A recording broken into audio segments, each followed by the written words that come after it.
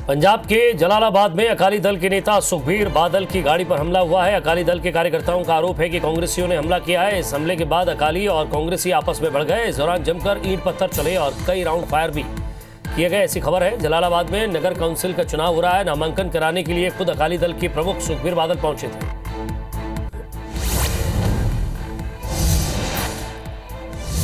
2021 का बजट पेश होने के बाद आज मंगलवार को बजट सत्र फिर शुरू हुआ, लेकिन विपक्ष के हंगामे के बीच कामकाज नहीं हो पाया। किसानों के मसले पर विपक्ष लगातार नारेबाजी करता रहा। इसके बाद राज्यसभा की कार्यवाही को बुधवार तक के लिए स्थगित कर दिया गया।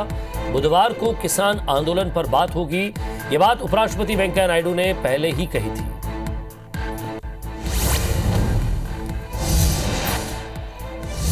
रक्षा मंत्री राजनाथ सिंह ने बेंगलुरु में हिंदुस्तान एयरोनॉटिक्स की लाइट कॉम्बैट एयरक्राफ्ट की दूसरी प्रोडक्शन लाइन का उद्घाटन किया है। इस दौरान राजनाथ सिंह ने कहा कि हम कब तक देश की सुरक्षा के लिए दूसरे देशों पर निर्भर रहेंगे।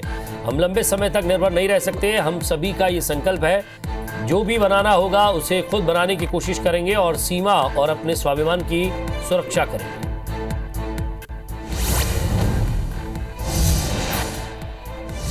तेरहवें एरो इंडिया 2021 शो का आयोजन बेंगलुरु के यलहंका वायुसेना स्टेशन पर होने जा रहा है। 3 फरवरी से होने जा रहे इस एयर शो में आत्मनिर्भर फॉर्मेशन फ्लाइट का प्रदर्शन किया जाएगा। ये शो भारत की रक्षा तकनीक और ताकत के प्रदर्शन के लिहाज से भी बेहद खास है, क्योंकि इसी शो में पहली बार स्वदेशी क्रूज मिसाइल निर्भय प्रदर्शित की जाएगी।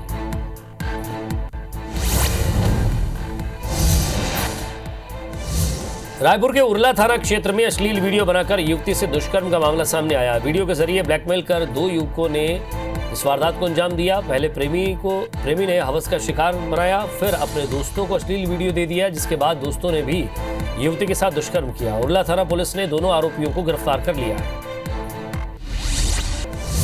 सीबीएसई 10वीं और 12वीं की परीक्षा की तारीख शिक्षा मंत्री रमेश पोखरियाल निशंक ने जारी कर दी है। अपने ट्विटर अकाउंट से शिक्षा मंत्री ने यह जानकारी दी है। उन्होंने कहा है कि 2 विषयों के बीच छात्रों के समय देने की कोशिश की गई है, जिससे छात्रों को समय देने की कोशिश के बाद उनको सुविधा मिलेगी। सीबीएसई 10वीं और 12वीं की परीक्षा 4 मई से 11 जून तक ऑफलाइन मोड में आयोजित की जाएगी।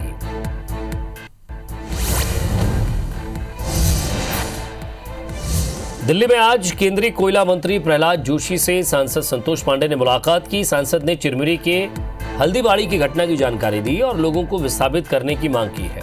उधर कोयला मंत्री ने अधिकारियों से मामले की पूरी जानकारी ली है।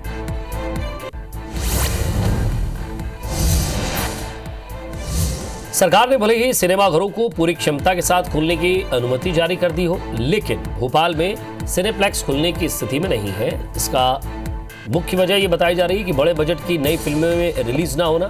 सिनेप्लेक्स संचालकों का कहना है कि मार्च तक कुछ बड़ी फिल्में रिलीज होने की उम्मीद है। ऐसे में भोपाल के सिनेमाघर भी मार्च में ही खुलेंगे।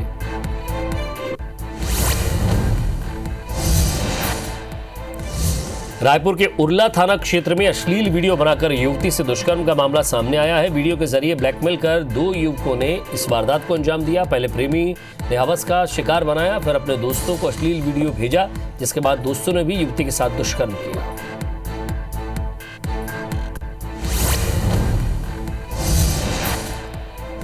कुशाभाऊ ठाकरे स्टेडियम में आर्मी भर्ती की तैयारियों के लिए उज्जैन से आए युवकों और देवास के युवकों के बीच पत्थरबाजी हो गई। इसके बाद डायल 100 ने पहुंचकर दोनों पक्षों को समझाइश दी।